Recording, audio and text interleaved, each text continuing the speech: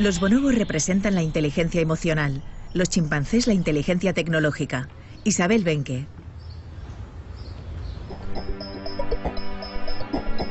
¿Sabían que tenemos unos primos que consiguen vivir en paz en sociedades gobernadas por las alianzas entre hembras y armonizadas por el juego y la generosa práctica del sexo?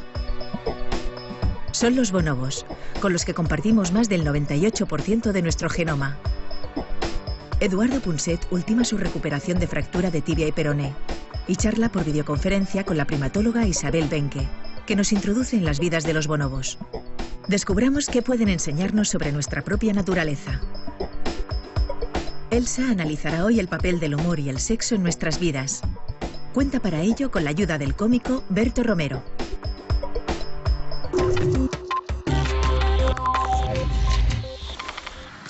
Isabel, has pasado casi toda tu vida con los bonobos. Y los bonobos son, con los chimpancés, los únicos que prácticamente tienen el mismo genoma que nosotros. Una de las cosas que nos vas a explicar en este programa es por qué los chimpancés son tan agresivos y los bonobos son tan cariñosos. ¿Por qué unos y otros son tan distintos? ¿De dónde vienen los bonobos?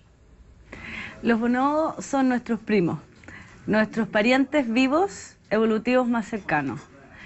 Al igual que los chimpancés, muchas veces se preguntan quién es más cercano, los chimpancés o los bonobos. Es lo mismo que preguntar quién es más cercano, el primo de tu lado materno o el primo de tu lado paterno. Son los dos nuestros primos. El punto es que compartimos un ancestro evolutivo. Cuando tú tienes primos, compartes un ancestro que es tu abuelo, que son tus abuelos. Nosotros igual. El ancestro evolutivo que compartimos con los bonobos y los chimpancés, o sea, nuestra abuela evolutiva vivió entre unos 6 y 7 millones de años atrás. Y los chimpancés y bonobos se separaron, el ancestro común entre ellos se separó entre un millón y medio de años atrás y 2 millones de años atrás, cuando se formó el río Congo. Entonces, los bonobos son distintos de los chimpancés. Jane Goodall, que estuvo en redes y que fue, bueno, probablemente considerada por todos los primatólogos como la gran primatóloga que ha presidido la extensión de vuestro conocimiento, ¿no? Ella solía citar, yo me acuerdo, de el ejemplo concreto de una madre chimpancé que degeneraba, para un chimpancé, degeneraba en un sentimiento de compasión para su hijo o su hija. Y eso era absolutamente nuevo, no probado en un chimpancé. En cambio, con los bonobos estamos rodeados continuamente por esta especie de compasión constante hacia los demás, su sociabilidad que les ha hecho distintos, ¿no? Sigue siendo así, es decir, los humanos, que somos compasivos en mayor medida que los chimpancés, seguimos caracterizándonos como la única especie capaz de sentir empatía o compasión por los demás. Esa es una gran pregunta. La respuesta corta es no. No somos la única especie que siente compasión. Los bonobos sienten compasión, pero no son solamente los bonobos. Más y más hay evidencia que muestra que de los animales altamente sociales y altamente inteligentes empezamos a tener ejemplos, por ejemplo, en loros, en elefantes, en los cánidos, en lobos, etcétera, y en primates, y no solamente bonobos. Sí. Los bonobos tienen una sociedad muy pacífica, donde hay relaciones y vínculos fuertes entre miembros adultos, juveniles, infantes y machos y hembras. Entonces yo he visto ejemplos de compasión en cualquiera de estas combinaciones. Son nuestros primos. Orangutanes, gorilas, chimpancés y bonobos. ¿Y eso qué significa? Son 4 especies tan modernas como la nuestra y con todas ellas compartimos un antepasado común. No descendemos de ellos, sino que tanto ellos como nosotros hemos evolucionado hasta hoy. ¿Y por qué estudiar su comportamiento? El registro fósil de nuestros antepasados nos dice poco sobre su conducta. Por otro lado, somos los únicos supervivientes de nuestra rama evolutiva. Por eso, nuestros primos más cercanos, chimpancés y bonobos, son los candidatos más idóneos para ayudarnos a reconstruir la rama humana. Hasta 1929, chimpancés y bonobos se consideraban una sola especie. Su aspecto físico es tan parecido que nadie se detuvo a observar las grandes diferencias de comportamiento. En realidad, se diría que vienen de mundos distintos. Veamos las características que distinguen a nuestros 2 primos e intentemos descubrir rasgos comunes provenientes de la tatarabuela que compartimos. Jerarquías. En los grupos de chimpancés son mucho más rígidas y verticales. En los bonobos son más fluidas y cambiantes. Coaliciones. Los chimpancés se organizan en torno a las coaliciones entre machos, mientras que los bonobos se rigen por alianzas entre hembras. Es un matriarcado. La caza. Amantes de la carne, los chimpancés son sofisticados cazadores. Los bonobos son en general más vegetarianos y no dependen de la carne ni de la caza para sobrevivir.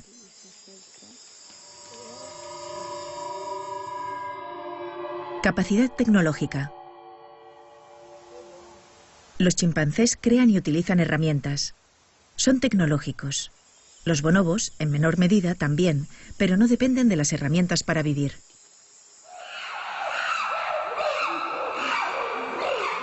Agresividad.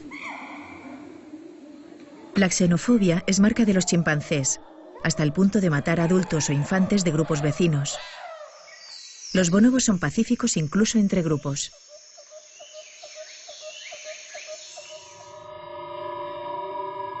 El juego. Es un elemento de unión entre todos los miembros del grupo de bonobos. Los chimpancés solo lo usan en la infancia. El sexo. Solo para reproducirse en los chimpancés. Mientras los bonobos lo practican en múltiples contextos, sobre todo para prevenir conflictos y hacer las paces.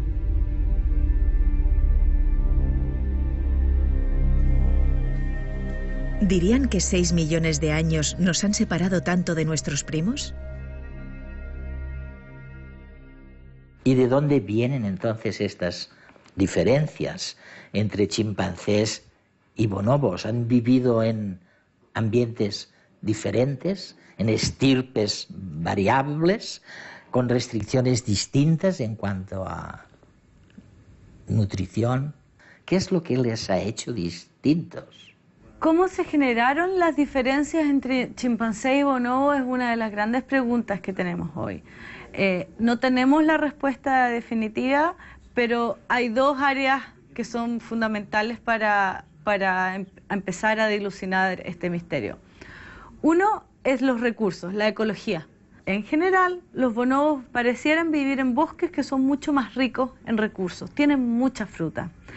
El hecho de tener mucha fruta y que estamos en los trópicos, de manera que hay fruta todo el año, no es un clima estacional, permite que las hembras, que necesitan más recursos para poder alimentar a las crías, anden juntas.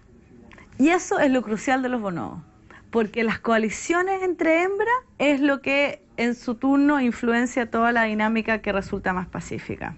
Hay recursos que permiten que hembras no estén emparentadas hagan coaliciones porque en el fondo quieren prevenir, les interesa prevenir el infanticidio. Eso es uno, entonces, la ecología. Pero 2, y obviamente está muy ligado, es que estamos hablando de especies altamente inteligentes, sociales, que tienen tradiciones culturales.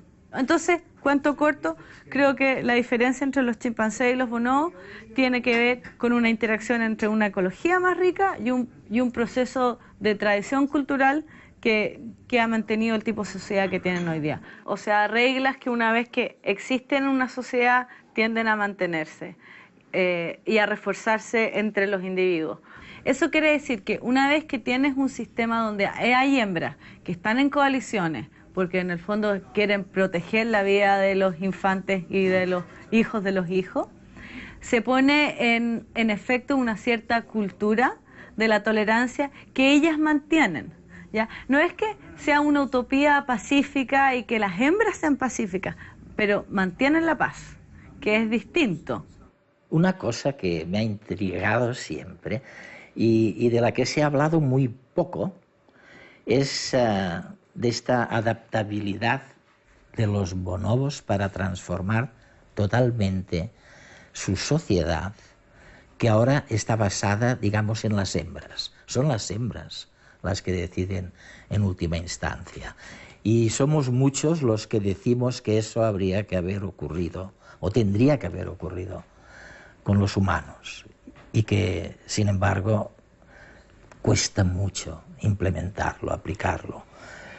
La sociedad de los bonobos está fundamentalmente organizada alrededor de las jerarquías, de las coaliciones de las hembras, ¿ya? Hay jerarquías, pero son más fluidas. Estas jerarquías están organizadas en cuanto a edad. Mientras mayor es la hembra, en general, mayor jerarquía. Desde el punto de vista evolutivo, el interés de una hembra, esto no necesariamente es a nivel consciente, el interés de una hembra es que no solo que sobreviva el hijo, sino que sobreviva el hijo del hijo. O sea, ya eso te impone una perspectiva a largo plazo. Yo creo que eso es fundamental. Eso quiere decir que la única manera, la mejor manera que tiene una hembra de apostar a la sobrevivencia del hijo, es mantener una red social, ojalá amplia, y número dos, que esa red social que sea de buenas relaciones sociales.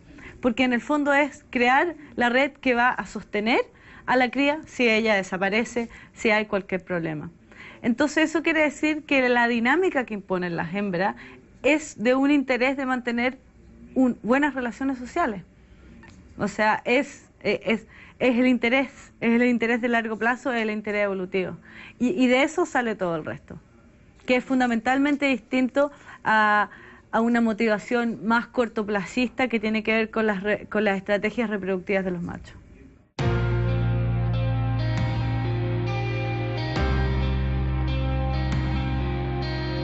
¿Cuál es la naturaleza del ser humano? ¿Compasiva? ¿Empática? ¿Altruista? ¿Pacífica? ¿Violenta? ¿Egoísta? ¿Cruel? ¿Arrogante? ¿Qué somos en realidad? ¿Desde dónde observar la esencia de la especie humana? Sin duda, como nos veamos a nosotros mismos, a la humanidad entera, va a determinar cómo nos vamos a comportar en el futuro. ¿Y cómo construimos nuestra percepción del ser humano? A partir de los relatos y las imágenes de nuestra historia. Y ahora, además, sabemos que hay mucho que aprender sobre nosotros observando a nuestros primos.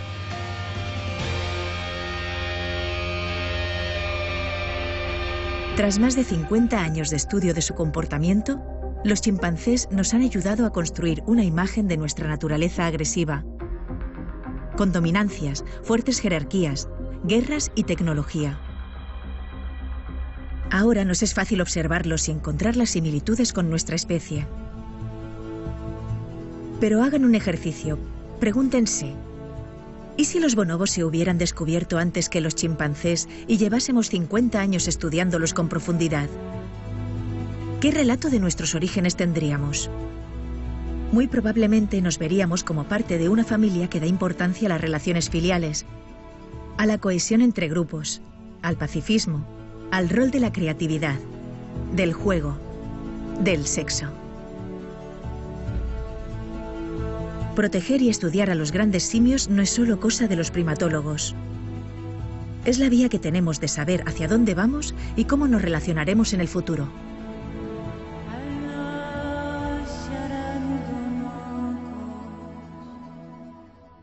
El sexo tiene un papel fundamental en el grupo de los bonobos. Más allá me refiero de su función estrictamente reproductora.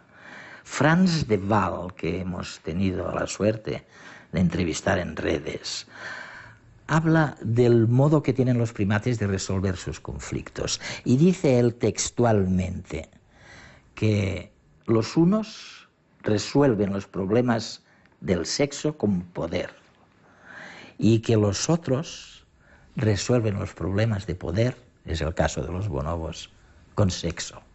Sí, es así. La manera de resumirlo de Frans de Waal es fantástica. El sexo cumple muchas funciones en la sociedad de los bonobos y es muy importante. Es como darse la mano. Es parte del lenguaje social del día a día. Sirve, por ejemplo, para prevenir conflictos, para solucionar conflictos, para hacer las paces, como elemento de exploración social dentro y fuera del juego. Hay sexo que es en un contexto de alto estrés, hay sexo que es en contexto mucho más relajado, dentro de lo que podríamos entender como ocio. Te doy un ejemplo. Están viajando los bonobos y llegan a un árbol donde hay mucha fruta, y esta fruta es como llegar a un lugar donde hayan trufas, algo altamente deseado. Entonces, ¿cómo se va a ordenar eso? ¿Quién come primero? ¿Quién come dónde? Entonces, esta situación de tensión se resuelve mediante los primeros 5 minutos, por ejemplo, hay mucho sexo, y es sexo promiscuo y rápido. Y queda claro que no es un sexo que no hay ninguna connotación sensual ni de largo, hay una tensión fuerte. Luego de esa interacción, seguramente tienes todo tipo de consecuencias, como por ejemplo se producen endorfinas, hay más calma, se establecen las jerarquías relativas y luego todos se pueden asentar a comer.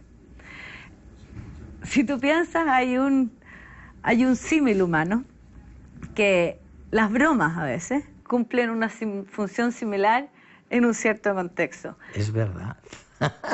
Las bromas en ese sentido son parecidas al juego de los bonobos porque son rápidas, son promiscuas, ¿ya? Son para todo y son al principio de una interacción.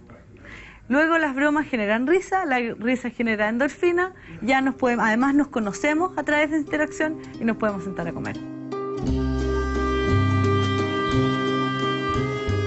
Hace muchos años, en redes, conversaba con una famosa actriz que se negaba a admitir que ella descendía del mono. No me atreví a decirle que en realidad descendíamos de una primitiva y arcaica bacteria que vivió hace casi 4.000 millones de años. Y creo que tampoco hubiera querido aceptar algo que entonces no se sabía. Es decir, que los humanos compartimos el 98% de nuestro genoma con chimpancés y bonobos, nuestros primos más cercanos y los descendientes directos, al igual que nosotros, de aquel mono que vivió hace 6 millones de años en los frondosos bosques africanos.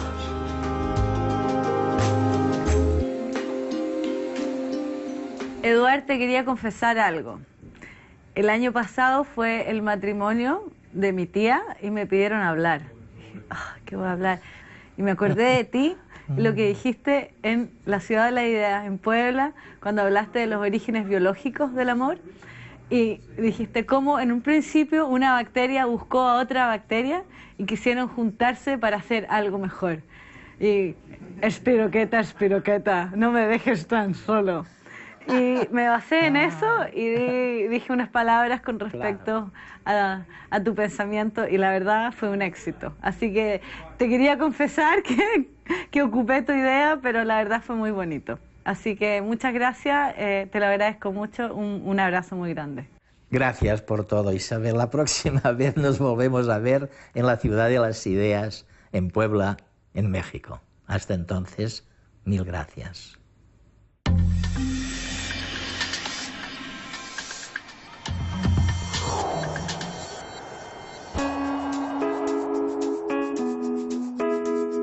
Estamos acostumbrados a hacer las cosas de una determinada manera. Somos como somos, ¿o no?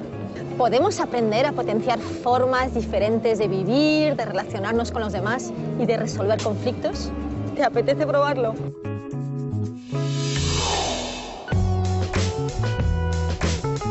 En la naturaleza, los humanos estamos rodeados de muchas especies con las que compartimos distintos rasgos.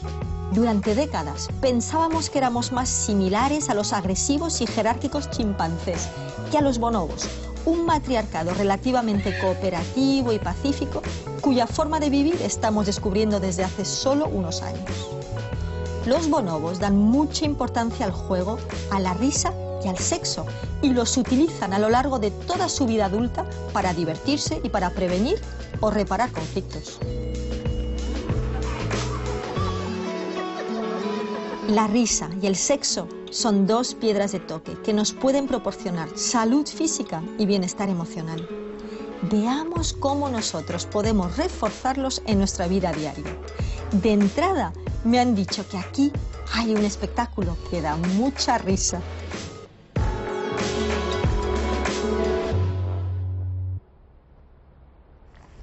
Estoy actuando toda la semana en este teatro, haciendo dobles funciones. La semana que viene voy a estar también, porque tengo en casa un niño de 2 años, entonces estoy intentando estar la mayor cantidad de tiempo posible en lugares que sean más tranquilos que mi casa. Si puede ser esta sala, after hours, las obras del metro... Berto. Oye, para hacer reír hace falta tener público, ¿no? Pues sí, has dicho una gran verdad. Imagina que estás sentado en una sala con un público muy serio. Y esto nos pasa a todos en la vida. De repente sales a la calle o entras al trabajo, toda la gente está muy seria. ¿Qué hacemos para levantar los ánimos de la gente? Yo en mi caso tengo que hacer el espectáculo como si se estuvieran riendo mucho. Yo tengo que estar a tope todo el rato. Eso también lo he aprendido. No puedo dejarme contagiar, porque el tema de las energías con el público... Yo me acuerdo cuando empezaba y era muy duro. Si ellos estaban fríos, yo me enfriaba, el esfuerzo para calentarlos me desgastaba mucho, acababa fatal. Es muy contagioso el humor. Cualquier emoción es tremendamente contagiosa, pero la risa en especial, ¿no? La risa sí, pero es que si no la provocas... Y el mal rollo también. El frío, sí. A mí me calaba los huesos. ¿A ti te da la sensación que cuando estás bien atraes determinadas emociones? Por supuesto. Cuando estás bien atraes determinadas emociones y si estás alegre la gente se dirige de otra manera. Pero a mí yo tengo un plus dedicándome a lo que me dedico y siempre estoy atrayéndolo aunque no quiera. Claro, dan por sentado que eres un tío positivo y alegre. Es como un halo que se crea alrededor, ¿no? Bueno, pero es fantástico, ¿no? Llevar este estigma encima de que tú eres el que traes alegría a la gente. Mucho mejor eso que no, imagínate, que no lo contrario, ¿no? Que me vieran y ya quisieran pegarme. Sí. Los humanos, cuando somos niños, reímos unas 300 veces al día. De adultos, solo reímos unas 17 veces al día de media. ¿Cómo podemos consolidar un instinto, el de la risa, que mejora nuestra salud física y emocional, nuestra creatividad y nuestra capacidad de colaboración? Es que la misma estructura del chiste ya lleva una sorpresa siempre dentro. Siempre pasa algo que no te esperas. Lo que le llamamos, yo le llamo romper la cintura. Sí. Que es que de verdad no te esperabas que saliera por ahí. Eso se puede hacer con cambios de tono muy forzados, con la irrupción de algo que no te da nada que ver. Siempre el chiste siempre va por ahí. Y si tú estás encerrado en tus preocupaciones, ¿te cuesta más reírte de lo que está a tu alrededor? Es decir, ¿qué les podríamos recomendar, por ejemplo? ¿Que dejen las preocupaciones atrás un momento y se abran a lo inesperado? Sí, es aquello que hacía Amélie en la película, ¿no? Que ella estaba viendo la película y se fijaba en la mosca que pasaba por allí. Pero eso se entrena. Evidentemente, si tú eso no lo buscas, pues no lo ves nunca. ¿Cómo lo haces tú para estar bien aun cuando no estás bien? Para hacer reír aun cuando no tengas ganas. Es que esto me ha pasado ya. Seguro. Y en situaciones un poquito dramáticas. Por ejemplo. Pues la más dura ha sido con la muerte de mi padre. Una larga enfermedad, además, que coincidía con mucho trabajo en comedia. Y entonces, cada día me enfrentaba al cambio, ¿no? Sí. Pero lo que me di cuenta es que no solo se puede, sino que sino que se puede bien, además. Al final, lo que ocurre es que cuando tú estás haciendo comedia, entras en un estado de comedia y ya está. Y entonces esto es mucho más fuerte de lo que puedas tener tú dentro. Y realmente lo dejas todo fuera. O sea, no es algo que yo sepa por qué se produce el mecanismo, pero es algo físico, o sea, realmente es físico. Y cuando yo la estoy provocando, toda la energía que yo llevo, sea negativa o sea, bueno, negativa en esos casos, Vale. Se reconvierte. No, fíjate, esto es muy chulo como idea, porque lo que sabemos es que hay determinadas emociones que no pueden convivir, que no las puedes mezclar. Los humanos estamos muy dados a las emociones mezcladas, ¿no? A tener un poquito de miedo pero ganas de hacer esto, y esto nos cuesta. Pero hay emociones, por ejemplo, estar muy enfadado o estar muy triste y estar alegre, no puedes hacerlo. O estás triste o estás alegre. Es decir, lo que tú haces es echas la emoción, como con una escoba, ¿no? La tiras para afuera y te instalas en la emoción alegre y químicamente eso te invade además y te centras ahí. Esto que me ocurre cuando salgo a escena, Sí. de alguna manera yo me doy cuenta que es que lo estoy aplicando continuamente en mi vida. Es decir, todo lo negativo le cuesta mucho más enganchárseme. Porque como me he montado yo no sé si es mis estructuras cerebrales o mi manera de funcionar, claro. Está siempre orientado a la comedia. Entonces Claro. me cuesta mucho más estar triste, mucho rato. Porque está claro que si acostumbras el cerebro a formar esas conexiones y activar las partes que son más alegres, es una costumbre. Pues yo les puedo decir que funciona. En mi caso está funcionando. Fantástico. Hasta las ratas se ríen. ¿Las ratas? Las ratas. Los gatos, no, ¿verdad? Esos no se ríen nunca. Me cuesta pensarlo, pero a lo mejor dentro también tienen su sentido del humor y su corazoncito. Pero ese gato que lo pones del revés y la cara está igual, lo pones colgando al revés y está... Es algo fascinante la capacidad de mantener el rictus del gato. Yo creo que los felinos están fuera, ¿no? Reír genera neurotransmisores y hormonas como la dopamina y las endorfinas que nos hacen sentir bien. Y además tiene un impacto sobre la salud física porque aumenta la resiliencia del sistema cardiovascular, mantiene la plasticidad neuronal, relaja los músculos y te predispone a estar abierto a lo que te rodea. Por eso, la risa fomenta la colaboración y la cohesión social. Hemos hablado de cómo podemos potenciar los efectos beneficiosos de la risa en nuestra vida diaria. Y lo mismo pasa con el sexo. Nos enseñan higiene sexual, pero ¿por qué no aprender también a gestionar las emociones relacionadas con el sexo? Podríamos llamarlo inteligencia sexual, porque para bien o para mal, el sexo es una forma potente de comunicación con los demás.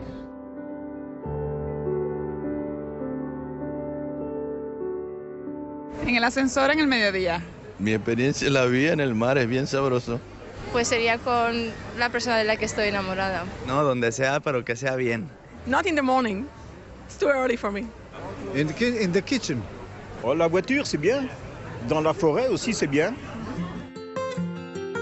Ya lo veis, estos son algunos de los gestos y actitudes que generan a diario afecto, bienestar y diversión. Y ahora os podéis hacer esta pregunta: ¿qué soy? ¿Un poco más bonobo o un poco más chimpancé? No es magia, es inteligencia emocional.